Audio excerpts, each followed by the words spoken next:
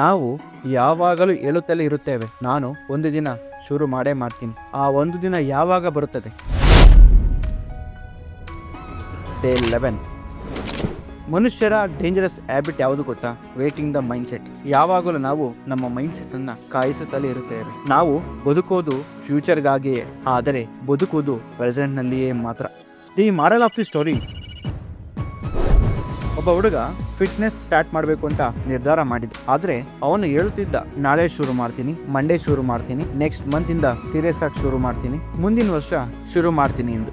ಆದರೆ ಒಂದು ವರ್ಷ ಕಳೆದೇ ಹೋಯ್ತು. Nothing changed. ಅವನು ಒಂದು ದಿನ ಮಿರರ್ ಮುಂದೆ ನಿಂತು ಕೇಳಿಕೊಂಡ, ನಾನು ಯಾವ ದಿನಕ್ಕಾಗಿ ಕಾಯ್ತಾ ಇದ್ದೀನಿ? ಅವನಿಗೆ ಅರ್ಥ ಆಯ್ತು, ಪರ್ಫೆಕ್ಟ್ ಡೇ ಅಂಥದ್ದು ಯಾವುದೂ ಇಲ್ಲ, ಪರ್ಫೆಕ್ಟ್ ಮೂಮೆಂಟ್ ಅಂಥದ್ದೂ ಇಲ್ಲ, ಡಿಸಿಷನ್ ಮಾತ್ರ ಪರ್ಫೆಕ್ಟ್ ಆಗಿರಲೇಬೇಕು. ಆ ದಿನ ಅವನು ಜಿಮ್ ಜಾಯಿನ್ ಮಾಡಲಿಲ್ಲ. ಅವನು ಜಸ್ಟ್ 10 ಪುಷಪ್ ಮಾಡ್ದ. Small start big shift. Average ಜನರು ಹೇಗೆ ಯೋಚಿಸುತ್ತಾರೆ ಗೊತ್ತಾ?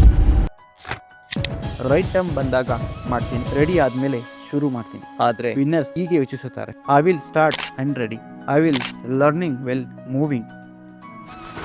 Action creates momentum, momentum creates motivation. ನೀವು ಯಾವ ಕೆಲಸ ಪೋಸ್ಟ್ಪೋನ್ ಮಾಡ್ತೀರೋ, ಇಂದು ಆ ಕೆಲಸದಲ್ಲಿ 5 ನಿಮಿಷ ಆಕ್ಷನ್ ತೆಗೆದುಕೊಳ್ಳಿ. Not just 5 hours, only just 5 minutes.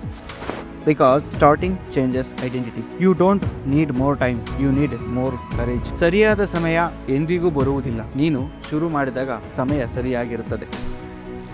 Until then, keep your spark alive.